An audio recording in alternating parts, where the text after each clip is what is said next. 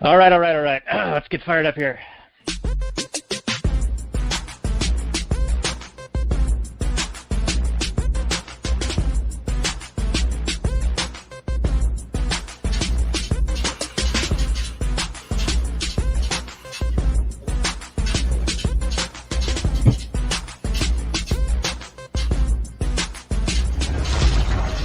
Maximum freedom. Read. Stay on target. Maximum freedom. Stay on target. Maximum freedom. Read Rothbard.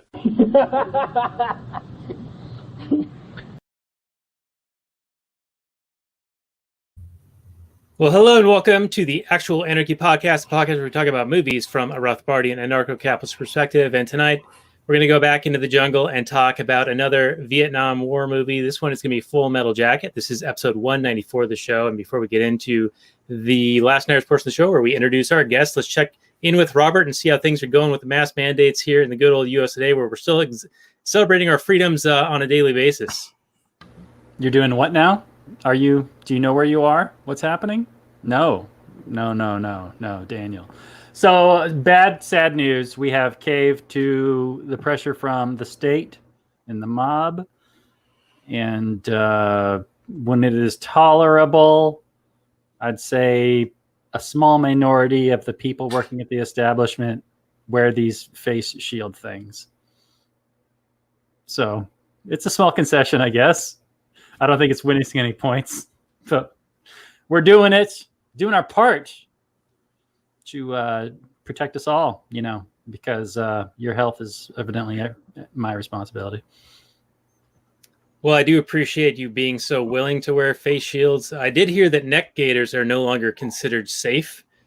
And John McAfee just got arrested in Norway for wearing a G-string or a thong, I think it was. I forget. One of the two. But it was some lacy number that qualifies as a face covering because of where he had it. But I don't think it was deemed effective enough to prevent any transmission. Though I've also heard that about many other more typical masks. So we got like cops on the scene, like making these doctoral scientific claims and judgments as they arrest somebody for their face covering not being quite up to snuff based on their own interpretation of science. Yeah, apparently that's how it works these days. You got to have these scientific, on-the-spot decisions, made by these highly trained individuals, and so that's how society ought to run, Robert. And it's got to be coercively tax-funded, of course. I can't possibly imagine a better system. Sounds fantastic. Yeah, you and me both, brother. Well, let's get into the last night's portion of the show, introduce our guests, and we'll start talking about this Stanley Kubrick movie right after these messages.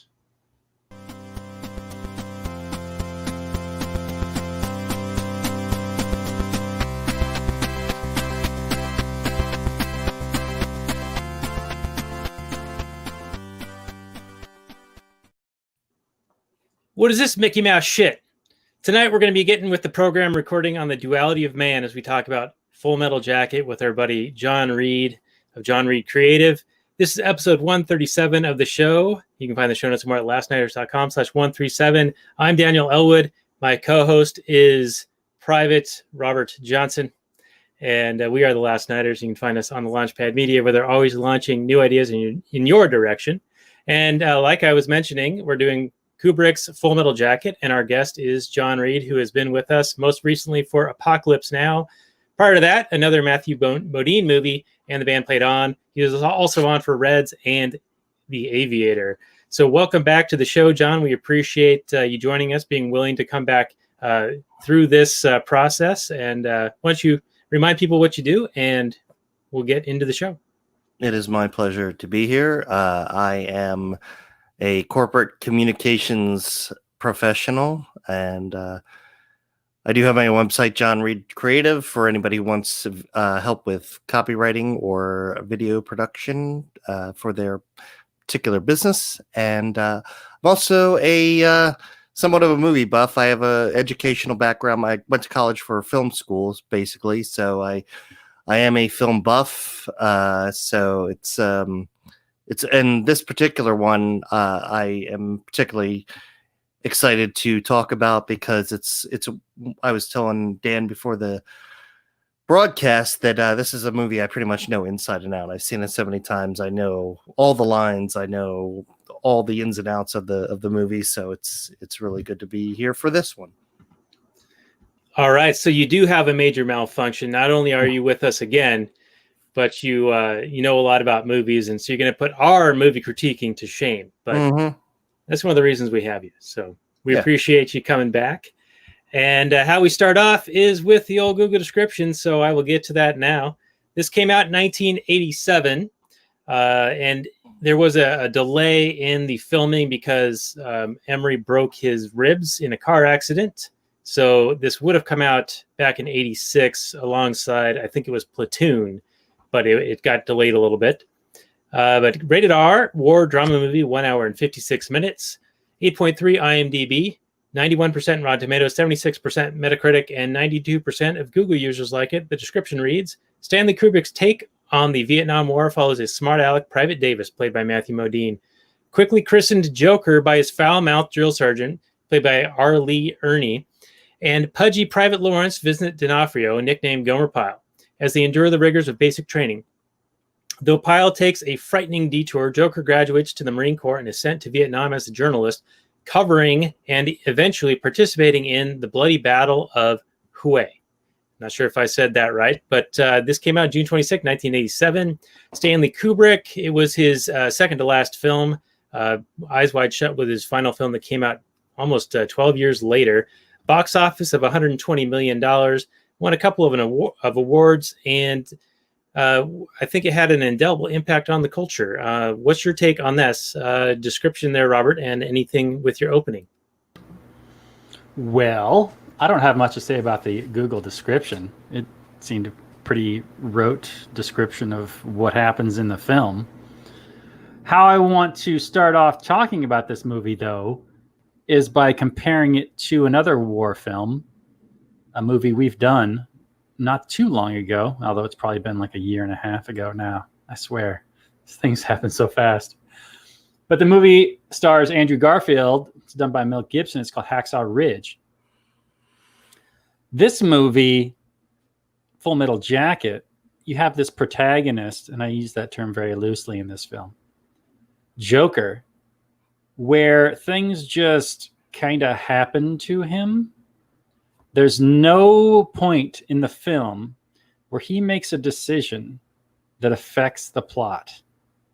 It's really kind of striking. Even in most like passive protagonists, they still do something that affects something. And I understand they're in the military and they're taking orders, and that's kind of shows the hopelessness of being in a war situation where you really can't show your own character. You can't make decisions that affect your own future.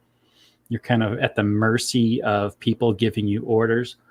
But if you compare this film to Hacksaw Ridge has a very definitive beginning, middle, and end to the film. In the beginning, you meet this character who is a devout Christian, and he won't pick up a rifle. And that's like big no-no in the military, of course. So you have to be able to shoot, and you have to be able to fight. It's the whole point. But he's very principled to stand. And people don't want to fight with him because they see him as a coward, and they see it as like a weakness. Like, I'm going to be protecting you with my rifle, but you're not going to protect me with your rifle, that kind of thing.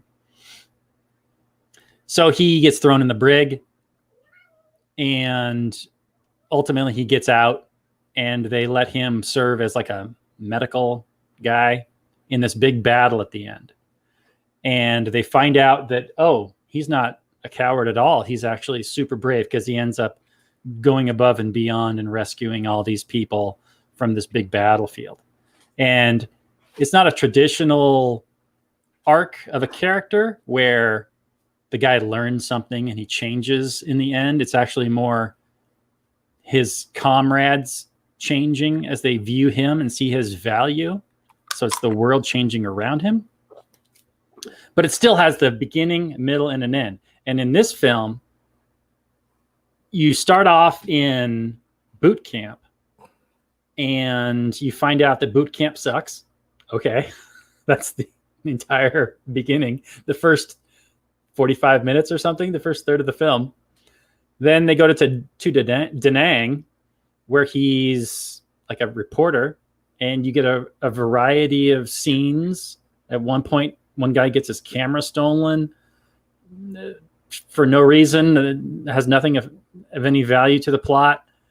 There's scenes where he's talking to his CO, where they're talking about what to cover. Nothing ever comes of it, except the CO ends up sending him on a mission at the end, but he still has no effect on the plot of his decision to go or not. Even the guy that goes with him actually has more of an effect on the.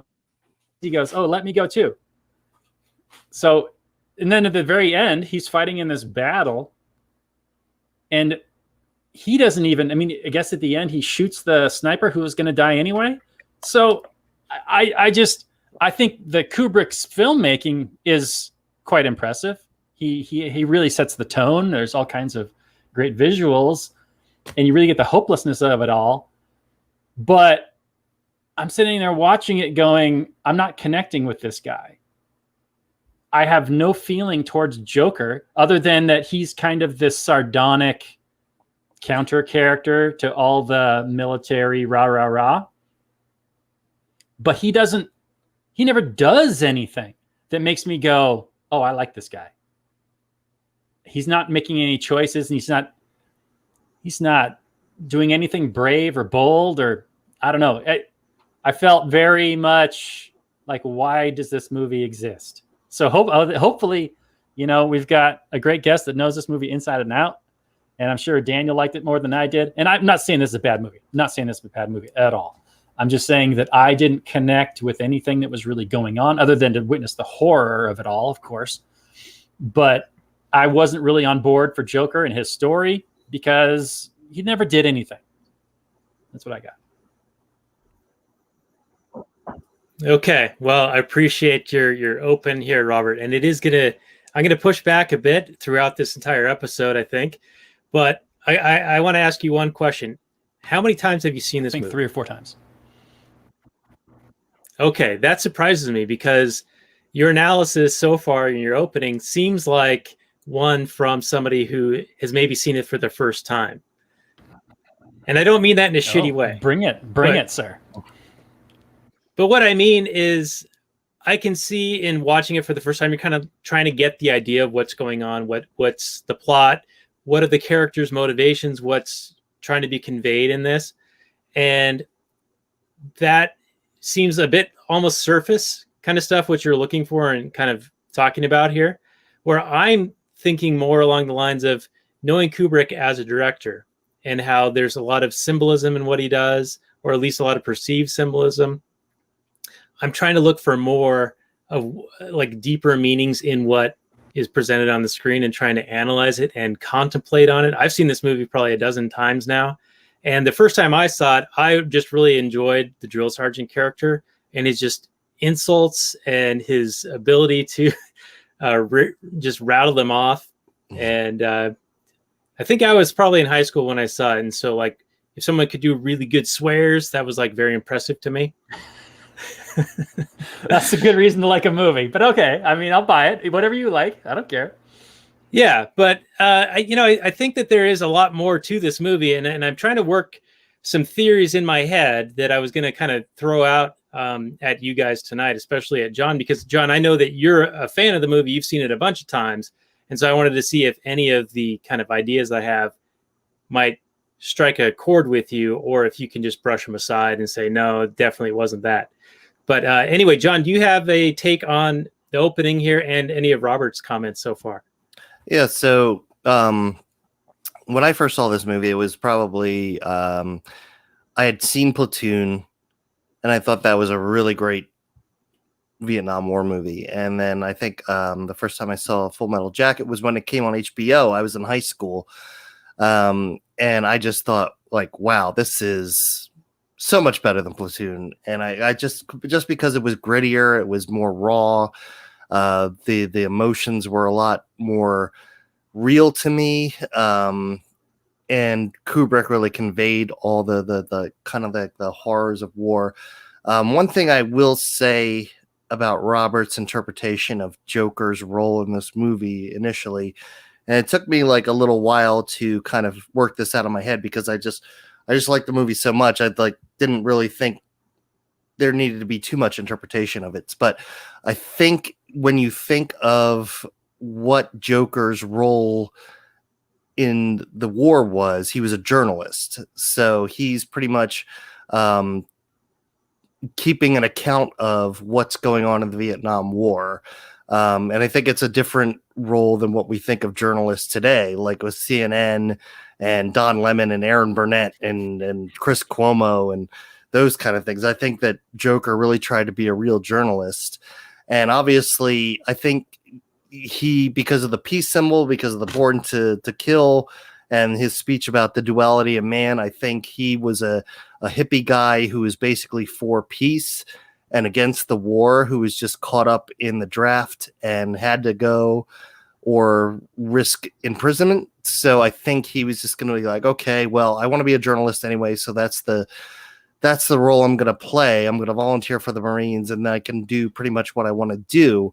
So I think his story is kind of just one account of what was going on in Vietnam. I mean, fictional as it might be, I think there was a lot of realistic elements to it, like the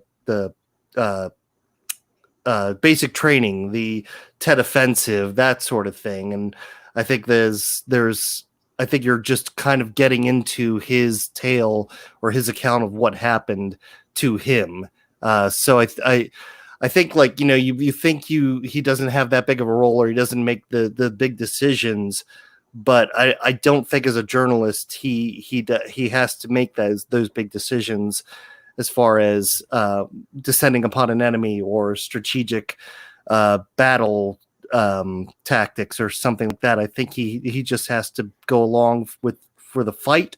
And I think he has to account. And obviously he gets in the shit when he needs to, because he's one of the ones who goes after the sniper and participates in a lot of the fighting. So I think he's not just a journalist, but I think that's his main role.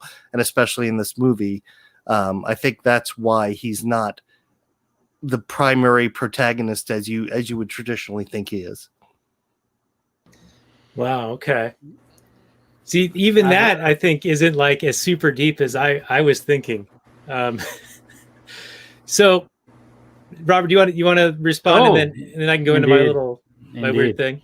Okay. I think I don't understand when you say that he's a journalist and he can do what he wants, and then he's against the war and that sort of thing. He works for Stars and Stripes, a primary propaganda rag for the military to boost morale. That's all Stars and Stripes does. It's all they do. That's all they've ever done.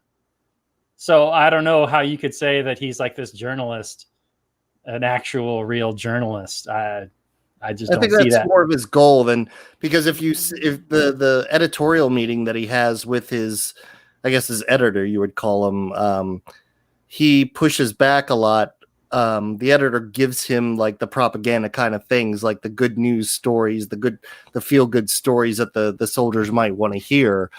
But how he says, like, well, how many kills do you want? And he's like, well, soldiers like reading about dead general or dead officers. And he's like, okay, well, how about a general? And so he is kind of like anti-establishment in that way, in that he really wants to tell the truth, but ultimately he realizes he's not the ultimate decision maker. Although I think his heart is real, true journalism. I think he's, because of his position and because of where he has to be in this particular, again, either this or he risks being in prison, that he's got to do what he's got to do and make the best of a good situation. It's kind of like, I guess, if you want to change things from the inside, where somebody who is anti-government might go into Congress to cut, like Ron Paul or something. might want to change things from the inside. I think he's doing his best that he can for his journalistic integrity, even though obviously there are certain institutionalized propaganda standards in place, and that he can't even do what he really wants to do. But I mean, that's just the nature of the military and the government. I would agree with that. Although, if his desire is to be a real journalist, I question why he joined the Marines in the first place. I mean, he starts off saying, I joined because I want to kill people, and obviously he's lying to the drill sergeant. But well, I think the drill sergeant. I think the drill sergeant kind of gets that out of him. If he was to say anything, well, why did you join the Marines? And he says to kill. Well, what's he gonna say? I mean, that's the job of the Marine. And Right. If he's gonna say like, well, I really came here just to kind of like write articles about the war and give my perspective on what's going on here. Like, no, you have to, like he says in the basic training narrative, the voiceover, he says, the Marines don't want soldiers, they want robots, and he's got to give the kind of robot answer to the question of like, well, why did you join the Marines? To kill, sir. So I don't necessarily disagree with any of that. From what my experience of watching movies, if this is going to be Joker's story and he's a journalist, there's been many movies about journalists who go on very brave and they write stories or they uncover whatever horror or whatever. But in this film, nothing he does matters. Nothing he decides to do matters. He doesn't actually choose anything that goes against the grain, and he doesn't fight the system. He just kind of middles with it a little bit and tries to niggle his way in, get his little digs in these little stories that get past his propaganda censors. Other than that, what does he do? He's just kind of around observing. So it's more a story of the war and his view of it than a story of him. Like, it's not necessarily Joker's story. It's just the story of Vietnam as witnessed by Joker. And for me, it turns it into documentary filmmaker territory and less of feature film narrative structure. But is that the point ultimately in the end? Because when you join the military service and you go to war, do you really have a story in the sense that the government looks upon you as just a robot or an expendable pawn? Are you supposed to have a story, or are you supposed to be just one person who is either going to kill or going to be killed? So, I mean, it is... I guess it's unfulfilling in the sense that, you don't get to know the real Joker. You don't get to know his life before he entered the Marines, and you don't get to know a lot about his life outside of his military service. But I almost think that's kind of the point when you're making a movie about war. You have to really, and you're looking at these soldiers as what their role is in a war, then it's kind of like a mindless, soulless, non-personality kind of being who's just meant to shoot at an enemy and fire. Right, which is why I brought up Hacksaw Ridge and the story of that guy who really kind of bucked that system. Yeah, it's definitely a contrast. Yeah. All right, Daniel, let's get into your deep thoughts with Daniel Handy. All right, Daniel Handy's got the deep thoughts. Now, I find it interesting that you guys viewed him as a journalist as if that was his motivation or his goal going into this. We don't even discover that he is interested in journalism until after basic training, and he gets assigned to the journalist pool or whatever because he wrote for the high school paper. So it's only revealed like halfway through the film. And I agree, there isn't like the traditional narrative plot line kind of presentation here of this film, but I think that's kind of the point. That's part of what Kubrick was going for. I think that the comment of the duality of man describes the film in its essence. You've got the two parts, the beginning with the basic training, and then you've got the actualization when he's actually out in Vietnam, persecuting the war. And part of my theorizing is that if you view this as not necessarily like meant to be taken in a as presented kind of way. Like, this isn't just a story of somebody going to boot camp and having a harrowing experience, being demoralized and made to be less than human, given, you know, like a different name to strip their identity away from them and like form into a new socialist man. I was viewing Pyle and Joker as two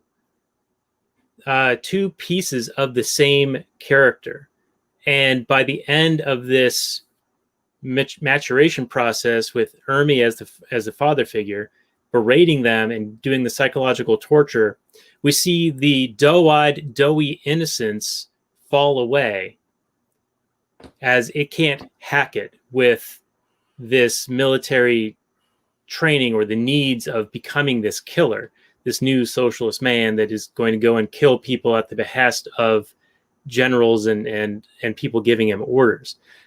So I saw this as a stripping of individuality and a killing of the immature or childlike part of Joker, and that the only thing that allowed him to survive this was to be that sort of sardonic, wry, witty guy who kind of pushed back in maintaining some of his individuality, whereas everyone else all became assimilated through this initiation process. Okay, so you're saying that everybody else besides Joker was transformed into this marine killing machine. And Yeah, Joker was just able to resist it through his he still lost. Resist. He still lost a part of himself. He lost that doe-eyed innocence, that Pyle portion of himself. And as far as like his role in the boot camp part, in the more literal sense, he was there helping Gomer Pyle try to improve, try to get through the camp without having the rest of the team punished. Trying to save his own innocence? Is that what you're saying? Right. But then that was the final breaking point for Pyle, was when Joker beat him with the soap. Not when everyone else did. Like, Ermey was breaking him down, the drill sergeant, psychologically, you know, berating him, giving him, treating him like a baby, calling him, you know, a fat, grotesque motherfucker, you know, whatever else he called him. And that was like tearing him down. But then when the rest of the recruits beat him with the soap, like that very last strand of humanity that was still holding him was his, not even friendship, but his relationship with Joker. And then when Joker, who was hesitating, finally hit him with the soap as well, that was the last straw. And that's when he finally snapped. And that's when that portion of this character was now dead. So you don't see him as innocent, doe-eyed after the death of Pyle. No, but then he still has to go through this Vietnam process, because his evolution is not complete until he has achieved that kill at the very end when he puts the sniper out of her misery. Because he hesitates in doing that, and Animal Mother's like, no, just let her suffer. Like, she killed a couple of our guys, and now she's injured, and there's nothing we can do about it. You can put her out of her misery, or we can let her suffer. And he was more than willing to let her suffer. Like, they just wanted revenge at that point. And he was essentially doing a mercy killing. And even that was difficult for Joker to do. But once he did it, you can see at the end, he develops that 1,000-yard stare.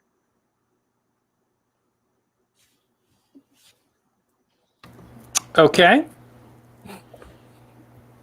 So, John, any of these pieces kind of fit in anything here?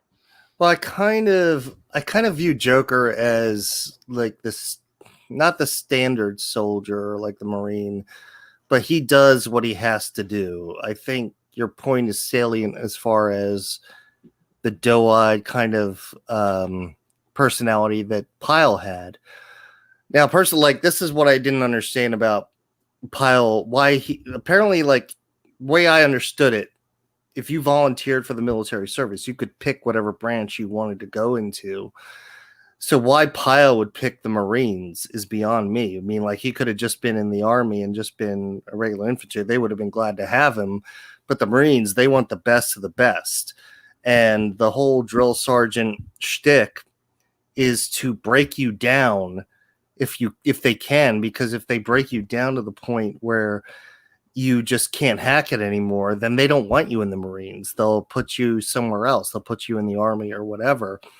So what the gunnery sergeant did was something you have to do to make sure that, like, you weren't sending Marines into battle that couldn't hack it. And so I think that Joker, by contrast, was just something like, again, like, even though he was probably in his real life against the war, in his civilian life against the war, he was just somebody like, okay, well, I'm here. I got to do what I got to do to get through this. And when he had to hit Pyle with the soap, and I don't really get that Pyle knew that Joker was hitting him. I mean, obviously he knew everybody was hitting him, so eventually he understood that Joker had hit him too. But I think that Joker did whatever he had to do to move forward, and whether that was doing what he had to do in basic training, hitting Pyle with the soap in order to get him to behave in the way he needed to behave, so that he could, the rest of the platoon didn't have to start doing pointless exercises because every time Pyle fucked up. And then later on, when he was in battle, when he had to, be a journalist, he was a journalist, but when he had to fight, he could fight. So I think he was more of a basic kind of character, kind of like the standard military character that you needed to be in order to get through what he had to get through. Pyle, on the other hand, I think had a lot of innocence going into it. I don't think he knew what he was getting into when he first signed up, but he definitely, obviously, lost a big part of himself when he realized that he either had to be a killer or he had to, I don't know what his alternative was, like to just finally say, hey, you got to get me out of here because I can't hack this. And they probably would have found something for else to do. But he had to make that, came to that fork in the road where he's like, I have to be a mindless robotic killer, or I have to admit that I can't do what they're asking me to do. So I think obviously he made the choice that he had to make, and to the point where he blew his own drill sergeant away. So he became the ultimate killing machine that the Marines probably wanted, but couldn't control. Yeah, I found it interesting, and I didn't realize that all of those guys were enlisted. They weren't drafted. Mm-hmm. I thought that there was a fair amount of drafting going on, and I didn't know if it applied to all branches or just specific branches like the Army or whatever. So I guess it does change the how I would read this a little bit, in knowing that they chose to be there versus being drafted into it. But I think that the Gomer Pyle character, he wasn't cut out for it, but then also there wasn't anywhere for him to go. Like, if he wanted to back out or get out, then they would have just berated him even more, wouldn't they? So like right, yeah. So it wasn't like he was going to be able to change his mind or whatever, especially after they broke him down the way that they did. And I do think that he did know it was Joker, because while Cowboy was holding him down, he was able to look to the side, and I think he could see that it was Joker who was the last one to hit him, and that there was the hesitation. So I think that was that moment that was the straw that broke that camel's back. And Cowboy had to say, come on, do it. So I think Pyle probably had an inkling that Joker would be the one person in the whole platoon that would have hesitation in hitting him with the soap. Right. And it was also interesting that after that happened, Pyle actually became fairly competent in the the activities. Yeah. Yeah. And so I don't know, that's kind of interesting that he would snap like that and then actually now be better at what they wanted him to be doing in the first place. Well, again, I think like he had to make that decision. Was he gonna focus? I mean, like when Joker was showing him how to do things, like take apart the gun, or lace his boots correctly, or make his bed correctly, you could see like Pyle was just looking at him like a little child. And he was doing his best to get along and do the best job he could. But as long as he had that attitude that like he was just this sweet little country guy who was just in the Marines, that wasn't going to do it for him. So after it became clear that his platoon wasn't going to tolerate that sort of cavalier attitude toward what they were all doing, I think he just had to make something snapped in him where he had to make the choice to focus on actually being a killing machine, or whatever the other alternative is, either jail or demotion or whatever, wherever they were going to send him. Yeah, I kept wanting. Oh, go ahead, Robert. Well, I kept wanting him to quit. Yeah, so did I. I didn't understand why he just kept going when he was clearly not cut out for this. Right. It was clearly affecting his mental status. I mean, he was having a really, really hard time with it, and everybody hated him, and that really affected him.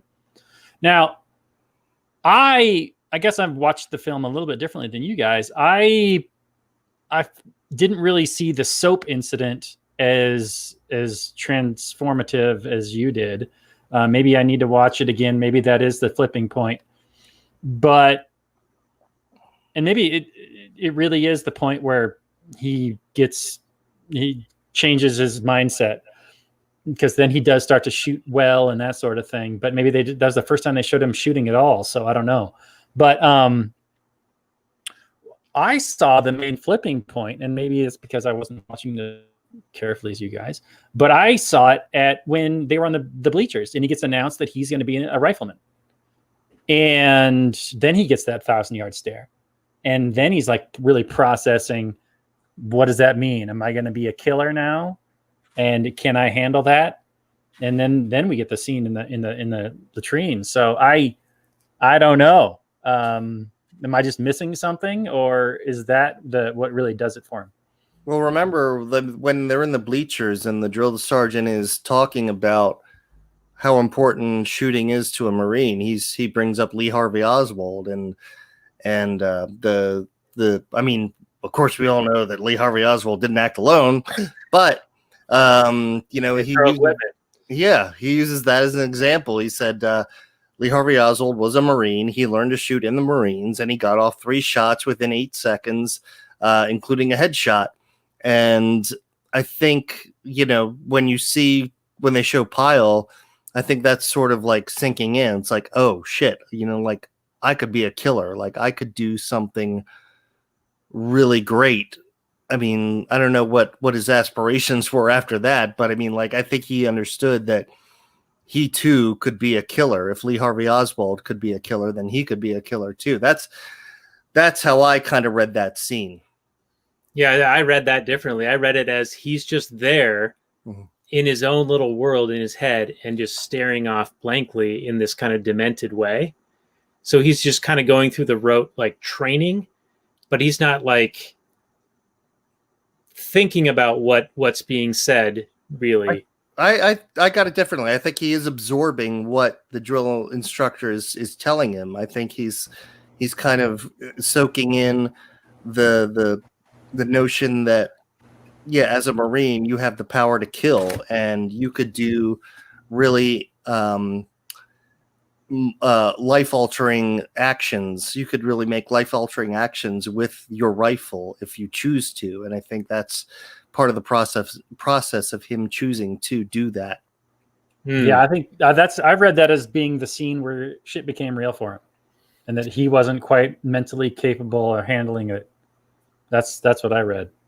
So that involves some premeditation in him shooting the drill sergeant. Do you think that was a premeditated situation, or was he going to the bathroom to kill himself, and then Joker comes upon him and as he's discovered, he starts making a bunch of racket. And then Ermey comes in and he ends up shooting him, not in a planned way, but in a because he's there and he's confronting him, he shoots him and then shoots himself.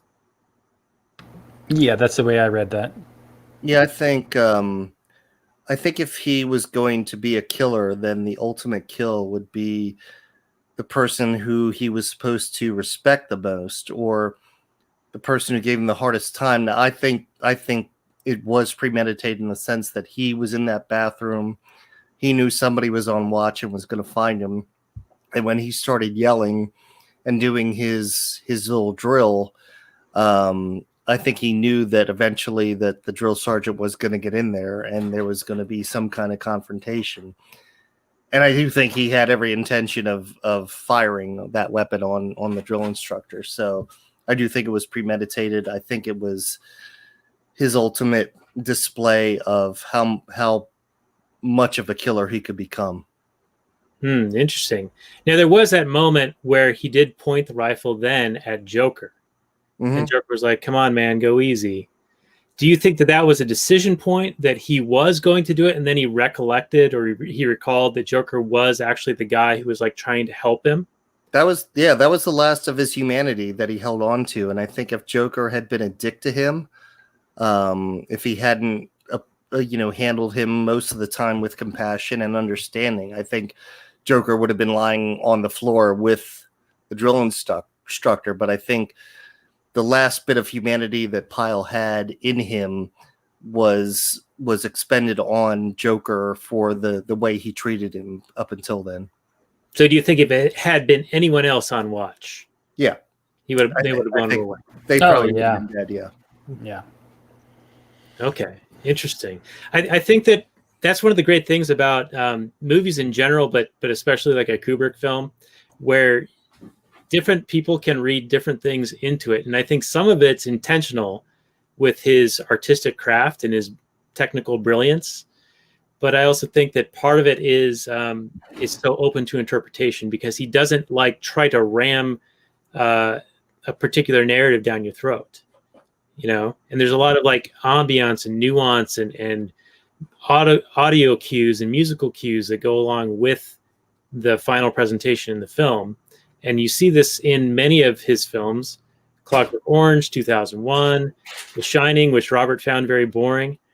But Robert, I agree. If you were to watch Full Metal Jacket again, I think you would see some of the stuff that we're talking about. I've seen the film many times, Daniel.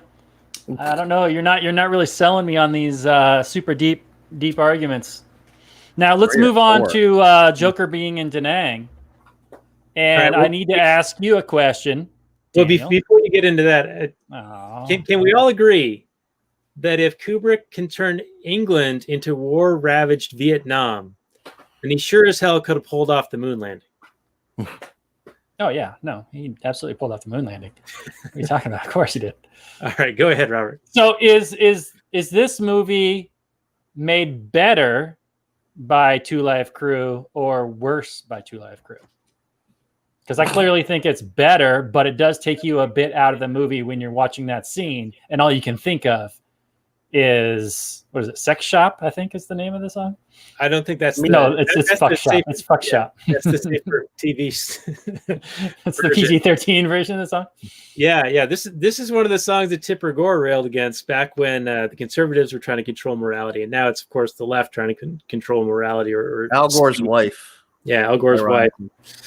I heard Two Live Crew well before I saw this movie for the first time, and so that was like, whoa, that's from that song. Yeah. Does it distract you from watching the film? Does you just because it's remind you? All it did was remind me of Two Live Crew, that whole scene, and I'm like, for about 2 minutes thereafter, like so many lines from that scene. Yeah, for about 2 minutes thereafter that scene. I don't know what happened in the movie because I'm playing the whole song in my head. Yeah. Okay. So it's made better by Two Live Crew. Okay. They enhance the experience. I like it. Yeah, it's an embellishment. I don't know. What's your take, John? Did you hear Two Live Crew before you saw the movie, or did you see the movie and then hear Two Live Crew? No, I saw the movie first and then heard Two Live Crew. So back then I wasn't. I mean, I'm still not a huge fan of rap, but I was not a big fan of rap back in my early college days, and I thought like, well, are they so devoid of talent that they even have to take lines from movies and make it into a song? Like, is that how they become popular, or that how they make a hit song? Is that they take other people's content and put it out in a different form? It kind of pissed me off because I like Full Metal Jacket so much, but I'm over it now. I think it's just hilarious. Hey man, you're ripping on one of our best guests. Yeah, our buddy Mike C does Mechanical Dream Revolution, where he takes clips from movies and then various songs and pieces it together in these long form narratives. It's I'm not saying it doesn't have its place. Like, I just like, it's kind of like the whole Broadway thing back when you could actually go to New York and see a show, like Mamma Mia or Moving Out. You take hit songs and you make them into a musical. Like, I just feel I could do that. You know, it doesn't seem like it's. I like originality more than I do like repurposing already made content. You know, already created content. like a reimagining of it. Yeah, Exactly. So back to a little bit of symbolism. Do you think that there's any purpose to the references to Mickey Mouse in this? Because Drill Sergeant says it at the beginning, what kind of Mickey Mouse outfit is this? And then at the end, they sing the Mickey Mouse Club song. And if I tie that into that's the thing of childhood, and they're being broken down from the individuals they are in the boot camp, and then they sort of like reacclimate themselves a little bit or become who they are again, but they still have that like piece of their childhood still left to them, then they start singing the song. I kind of felt that it sort of bookended the movie in a way, the two references to Mickey Mouse. Yeah, I think it's sort of a connection to, again, back to the kind of concept of innocence lost in war.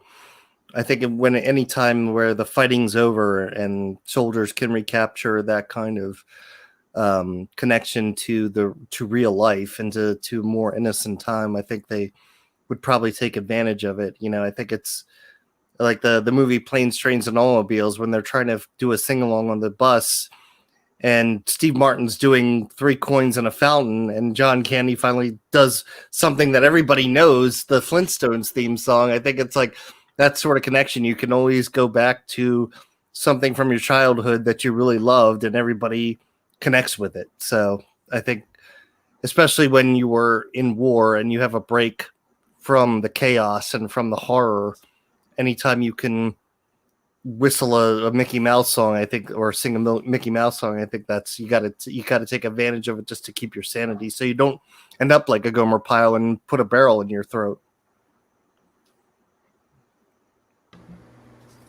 Yeah, I could see that. I would tend to agree that this, you know, the more you're told what to do, the more you find little ways to rebel, and that's just another way to do it. Although I'm not necessarily that the military gives a shit if you what song you're singing, but it's not necessarily some rah we're gonna go kill, like all the boot camp songs.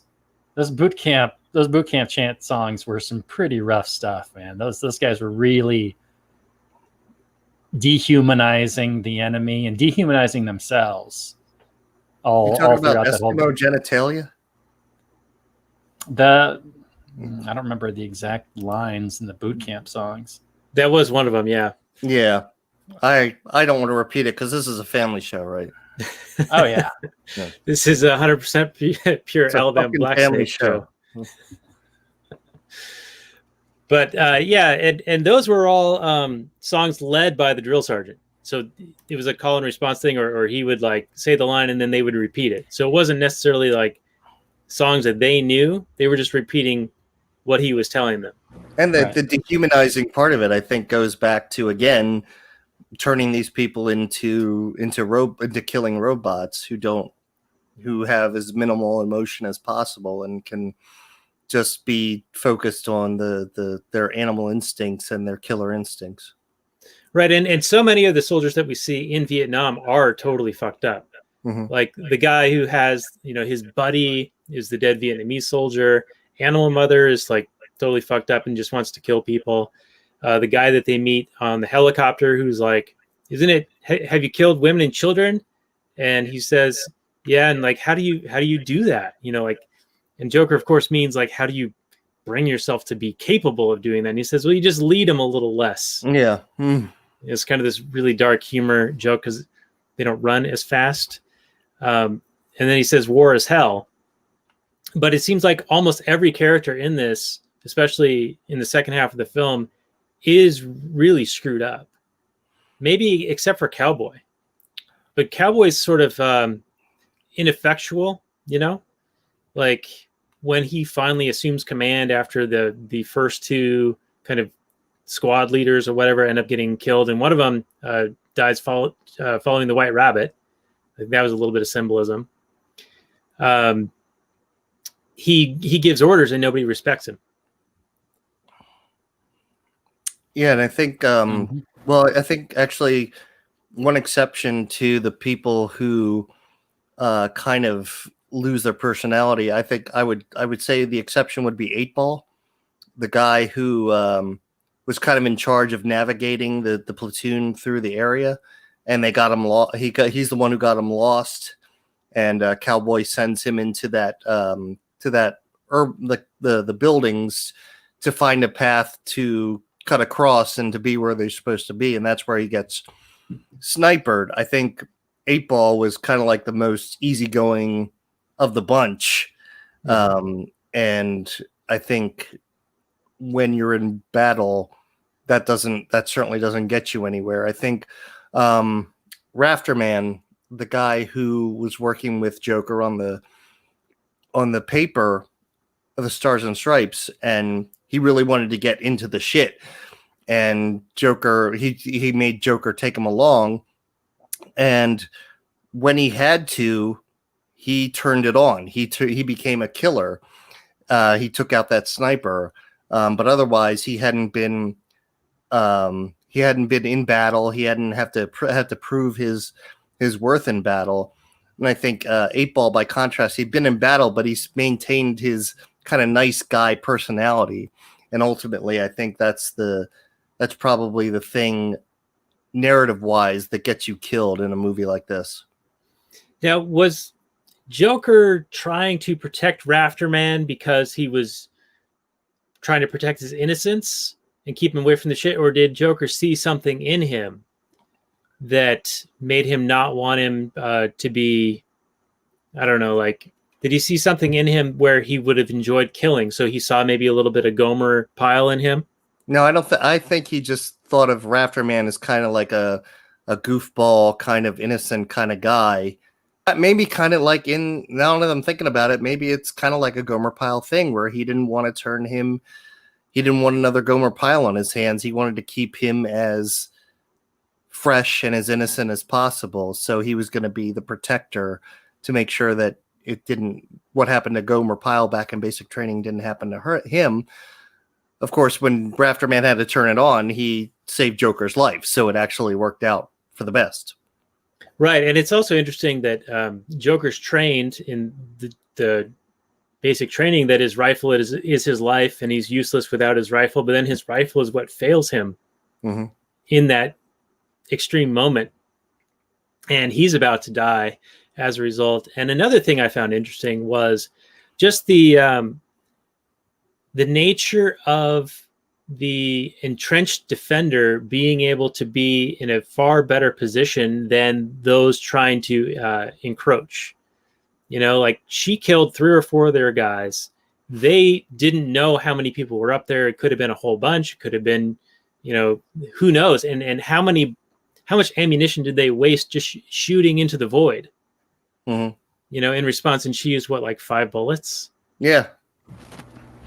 Yeah, but tactically, why was she still there after they got past the courtyard with the smoke grenades? As soon as I see those smoke grenades, I'm out of there if I'm that sniper.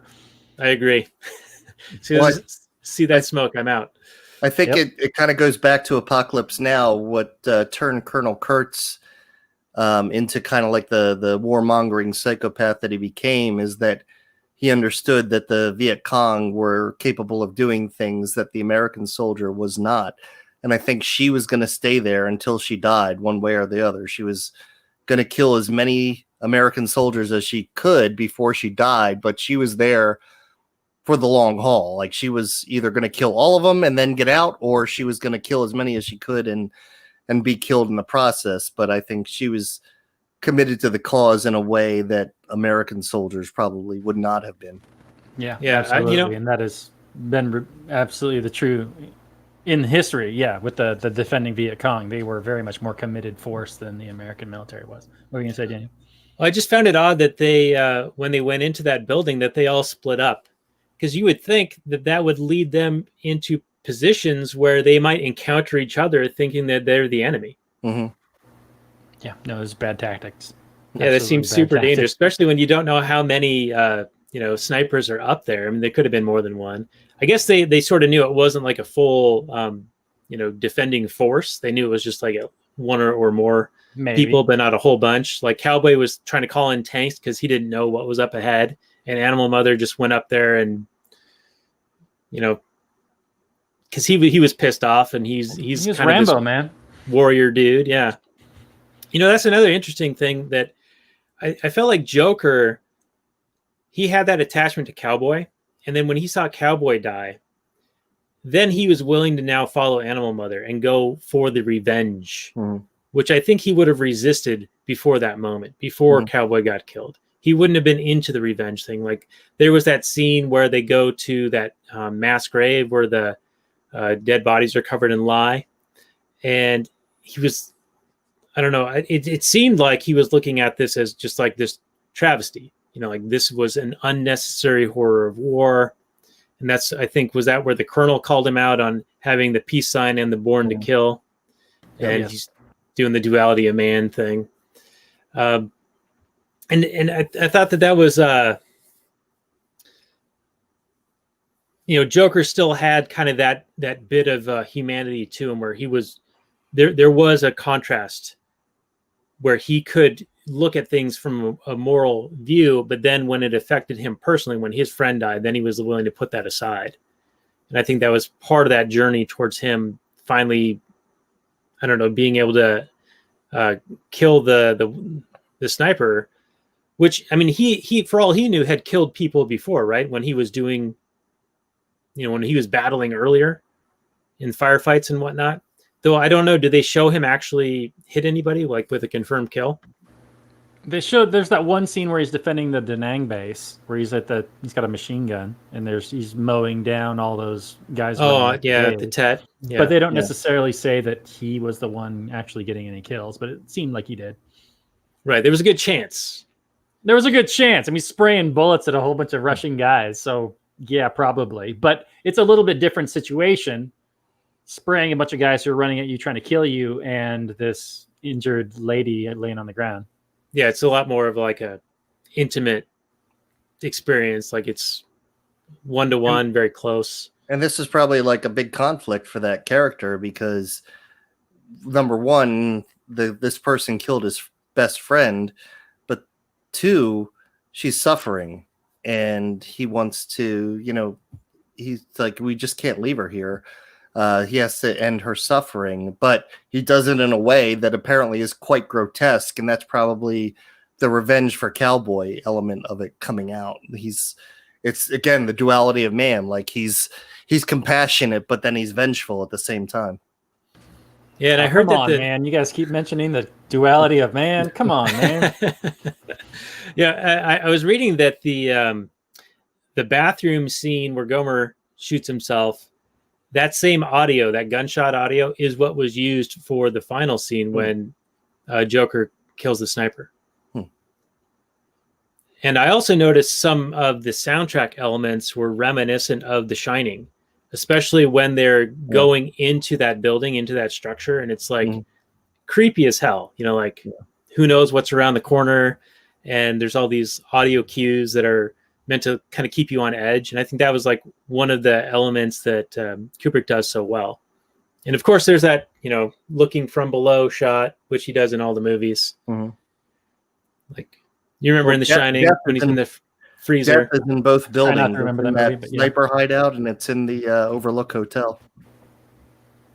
I missed that part. You said the Overlook? The Spectre of Death is in both buildings. It's in the Overlook Hotel, and it's in that building where the sniper's hiding out.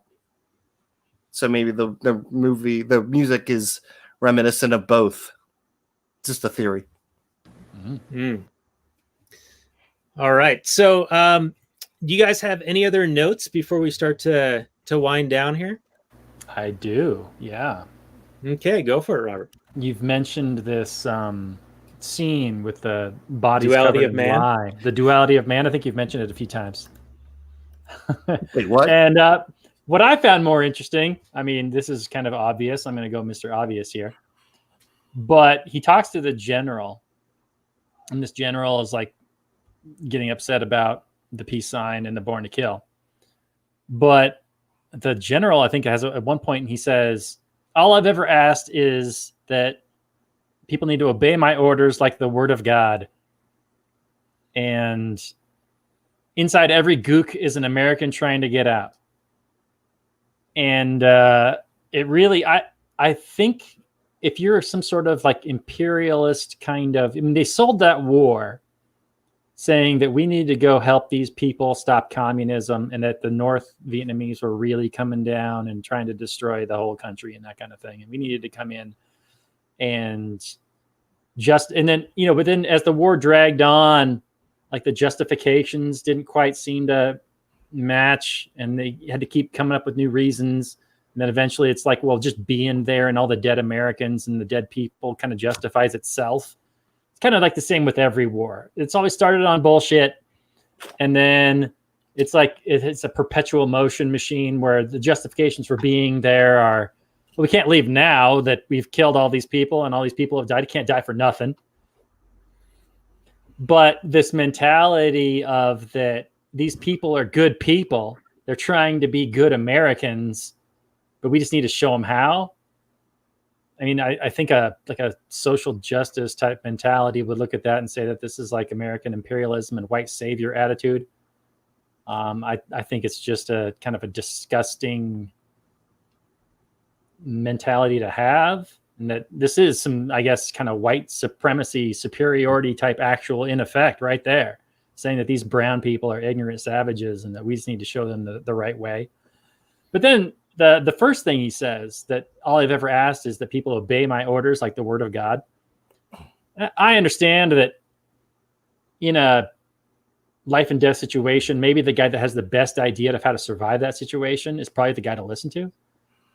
But when you need to order people around with the threat of death, and that this is somehow a virtuous thing, and that like he's a great moral person, all I've ever asked, I'm just asking that you obey me like you would God, is a bit megalomaniacal.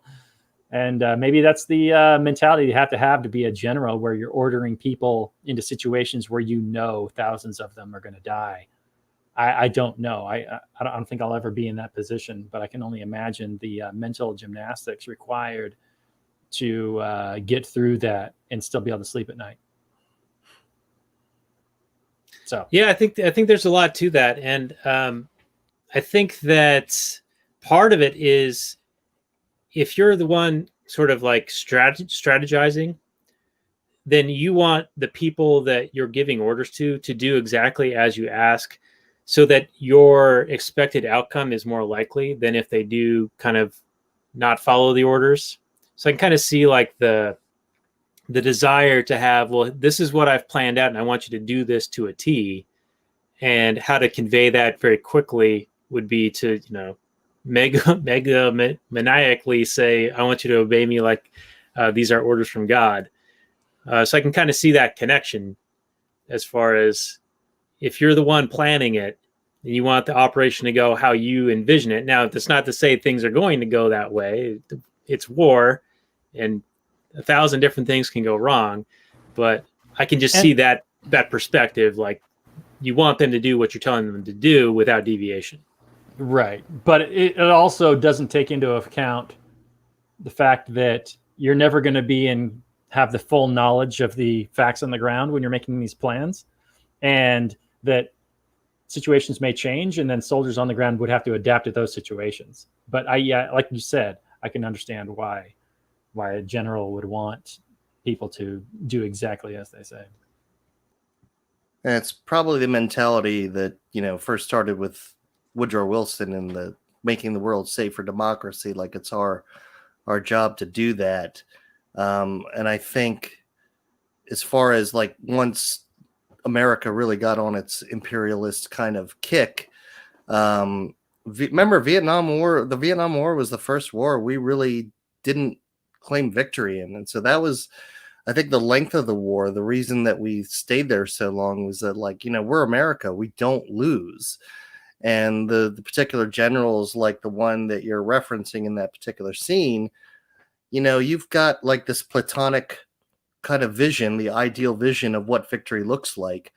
And if that isn't achieved, then it has to be because somebody else is screwing it up. Somebody under your command is screwing it up. And I think that's the same thing that happened in the Soviet Union or any kind of other socialist kind of or big government kind of nation, is that you've got this vision for your perfect society, and if it's not going well, it's got to be somebody lower than you who's fucking it up for you. So you can't have that. So you've got to obey the word of God or suffer the consequences. Otherwise, the utopian vision is never going to be realized as promised. Yeah, these guys need to watch Superman Red Sun. It doesn't matter if you have Brainiac and Superman trying to pull this off. These things are impossible. Mm-hmm. There's always the knowledge. That's just problem. what I was thinking. All right. John, do you have any final notes before we get into summary and review? Well, yeah, there's a couple things. I don't know if everybody's aware, but Arleigh Ermey who's the drill sergeant in the first half of the film. He was originally on the film as a technical director. He was, had military experience. He was, but when he put together like kind of an instructional video and Kubrick looked at it, he said, he's got to be the drill sergeant. Like this is the perfect guy. Like nobody else can do this. He's the guy. So that I thought that was a little bit, it's a trivia, but looking at the film in today's perspective, if you showed this to like, if you went down to Portland and you showed this film on a big screen, I think what you would see is like the prostitute scenes would be very patriarchal. And I think like, the cavalier attitude towards race, like the 8-ball.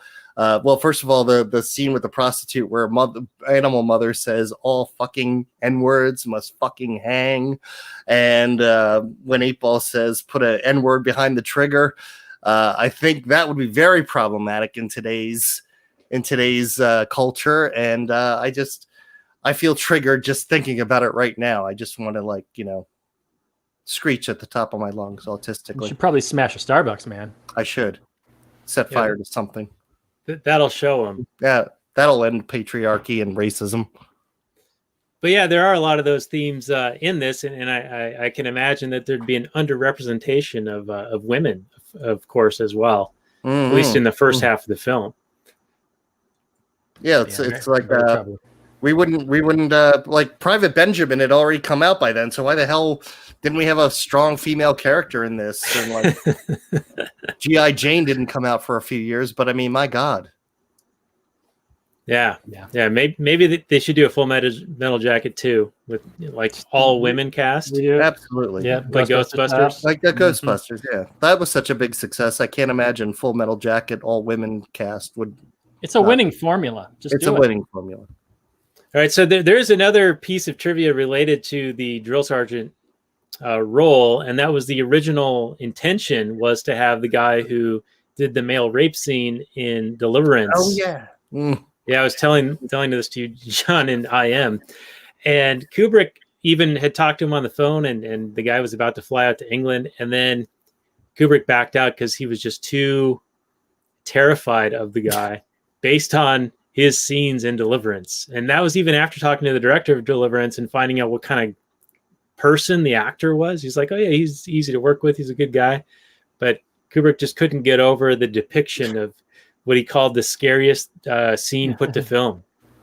he was fooled by his performance. That's a great compliment, actually. Yeah, I think so. So I have an idea that we could tie our themes of movies we do with you, John, not only with Matthew Modine, but also perhaps with the Arleigh Ermey character, Drill Sergeant, and do Deliverance at some time in the future. Excellent. Well, as you know, like I'm a big fan of hillbilly rape, so Who isn't? So that'll be a future episode to look forward to, everyone. Well, Robert, why don't you throw us into final summary and review, and we'll start to wind down the show here. Sure. Well, I can talk about this film some more. I think if you like war films, I think you're gonna like this. It's war films, like I said, they generally trap the character into doing what they're told. So you don't have this strong narrative. You don't have a strong protagonist making decisions and that sort of thing. But in this film, you don't even get a whole lot of, I mean, you do get some change from the wide-eyed, baby boys just entering boot camp to the grizzled veterans at the end. But I don't know, that's not necessarily a unique thing for a war movie, although this movie does definitely focus on the boot camp for far longer than the average war film. The performances are all great. Kubrick's directing is fantastic, but I don't know the novel that it was based on. I never read it, so I don't know how authentic it is or how much they deviate or anything like that, or what exactly even the theme is of the novel. I didn't like it as much as my co-hosts, but I'm not to say that this is a bad film. I just didn't connect with the main character in a way that I generally like to connect with them. I like to have my characters make decisions that I would do, or that at least I could respect or surprise me. But in this film, he doesn't do any of them. And Joker is definitely the main character, but I don't even know if this is Joker's story. It's like I said, it's just the story of Joker's view of Vietnam, which is, I think, a less interesting thing. It's not a human story in so much. It's more of a documentary film. Take it for what it will. It's not necessarily a bad thing. It's just not what I would have wanted, I guess, in wanting to see a dramatic film about a war. But maybe it's obviously stood the test of time. It is unique in war films. I don't think there's anything else quite like it. But I can't give this much more than it's a funny way to rate it. But I have to say that this movie is at least a 7, but it's not something that I would watch 74 times. It's something that I watch 12 times, maybe if I've had a few. But it's like a 7, but I wouldn't recommend it to everybody. All right. Well, that's kind of a nuanced grade. It's like the Duality of Man, Daniel. You know how it's like well-made movie, but I don't recommend it. It's like the Duality of Man. Yeah, it's Jungian shit. Yeah. Well, I'm gonna kind of echo a little bit off of what you're saying here. I think that Kubrick does have a technical brilliance about him, and I think that he isn't going for the traditional story.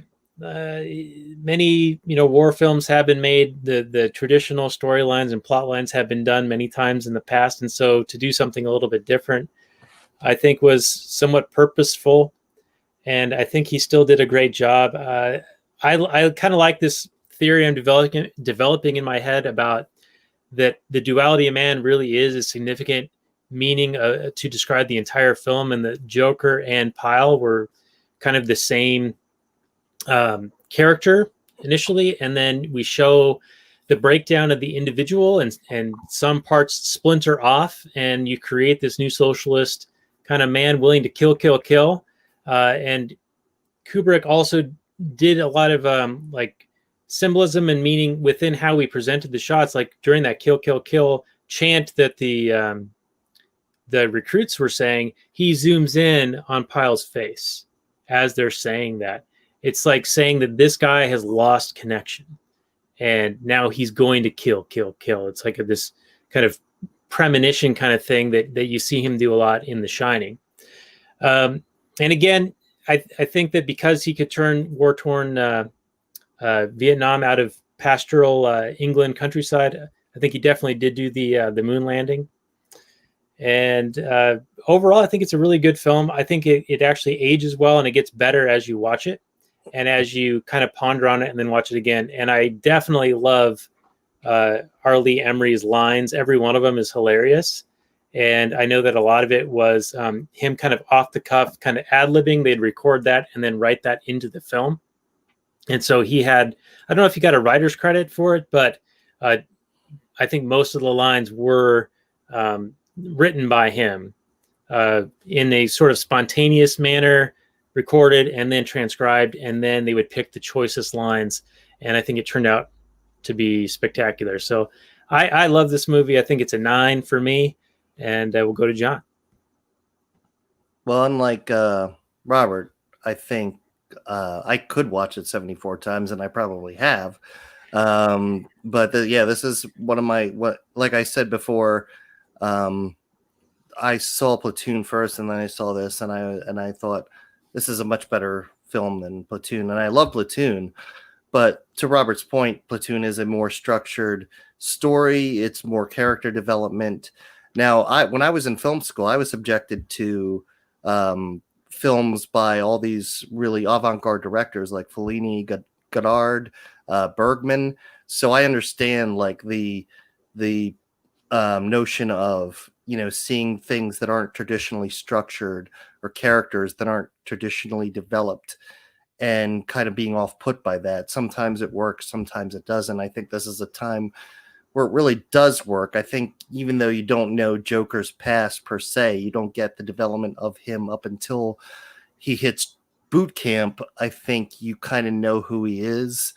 And I think you understand his role in the Marines and what he's doing there and all throughout the film. Now, yes, he's not like pretty much a protagonist kind of character, but it works for me. I love the film, and I couldn't recommend it anymore. I give it a 9.5 out of 10. All right. Yeah. High praise from two of us, and not so shabby from Robert, who generally hates films, despite being a movie review guy on a show.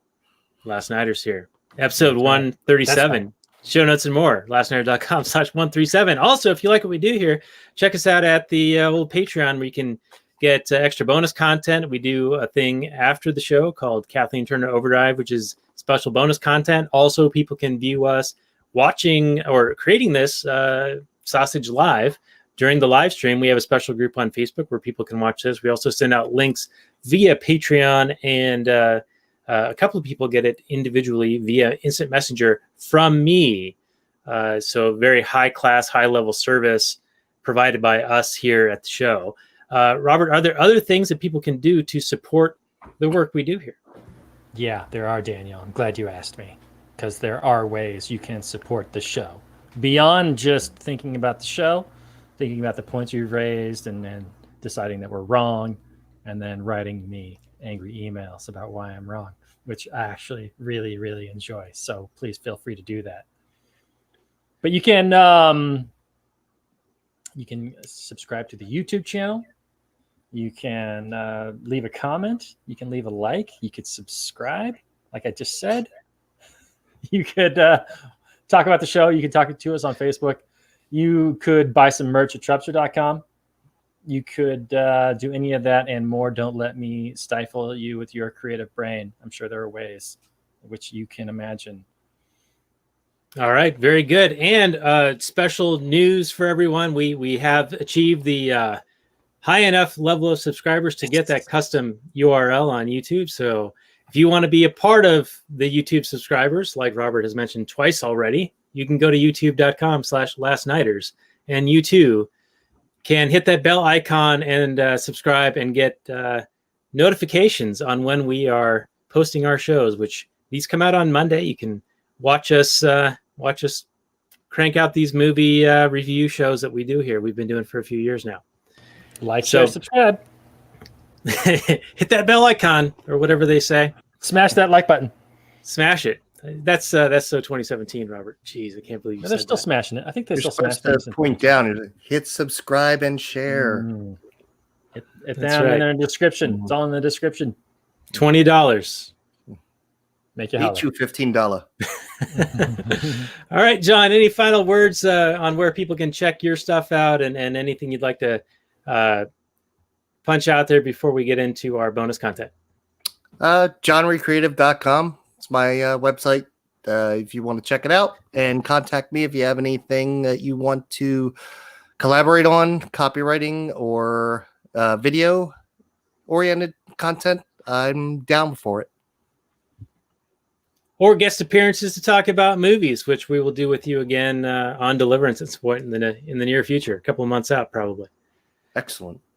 All right, well, that's our show, you maggots. So thank you guys very much. Check it out, lastnighters.com/137. Also at the Launchpad Media, where they're always launching new ideas in your direction, thelaunchpadmedia.com. And we'll see you guys on the next one where I didn't mention it. Jeez, I can't believe this.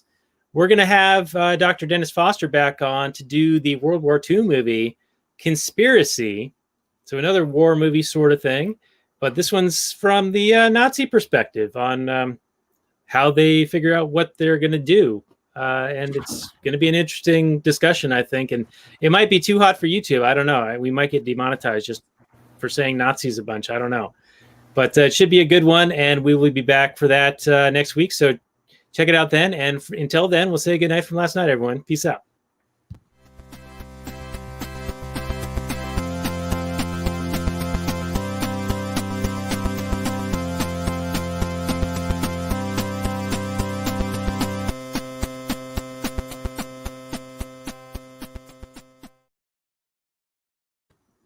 All right, and we're going to continue the transmission for just a hair longer on the Actual Anarchy podcast, episode 194 of the show on Full Metal Jacket, actualanarchy.com/194. We are the phony tough and the crazy brave. And as I mentioned, we're going to be doing Conspiracy next week, which, John, you and I had talked about a while back about you perhaps wanting to do that one. So in lieu of you being on for that episode, do you have like a short take that we can lead into next episode?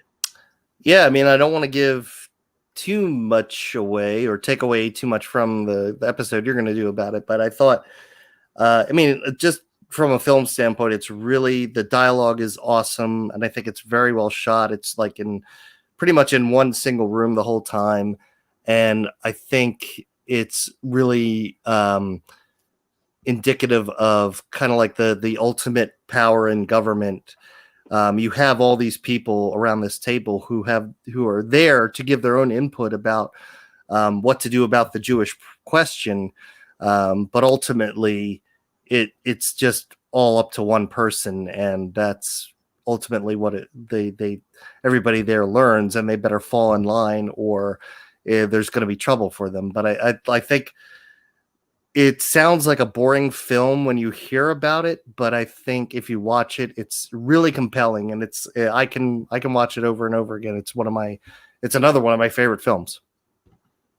Okay, I almost feel bad that we're not going to have you on it, but Dennis has been a great guest in the past, and I'm sure that he'll be awesome on it. And just, now that you mention your take on it, I watched that, and then I watched Death of Stalin. And it also kind of has a similar feel or vibe to it. And there's a lot of being in one space or one room, like that mansion kind of space. And I wonder if I'm sort of thinking about them almost mixed, almost together right now. So I'm going to definitely need to watch Conspiracy again before we do that episode. Otherwise, I might start mentioning some Death of Stalin stuff. Not as much humor in Conspiracy. Almost zero. Almost zero. Well, you don't know my humor. Anyway, so thank you for your take. Robert, any final points or comments you want to make or bring us back to Full Metal Jacket for a moment before we get into Kathleen Turner Overdrive? Yeah, is $15 too much to pay for gonorrhea? I think it's a bargain. I do have a meme that says $20 make you holler, and then Joker says, "I heard you have coronavirus," and she says, "Fine, make it 10." So I can post that on the show's page. That might get us kicked off. I don't know. We'll see. Okay. It's good. It's funny. It's funny. I think All right. Well, that's been our show tonight, everyone. So check it out, actualanarchy.com/194, and we will be back with you guys next week for Conspiracy. And until then, maximum freedom, everyone. Peace out.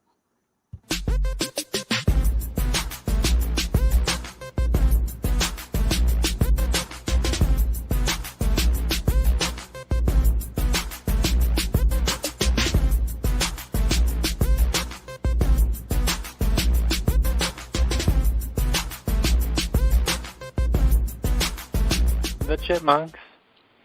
CHIPMUNK. We're the Chipmunks. Guaranteed to brighten your day. Do do do do do do do do do do do.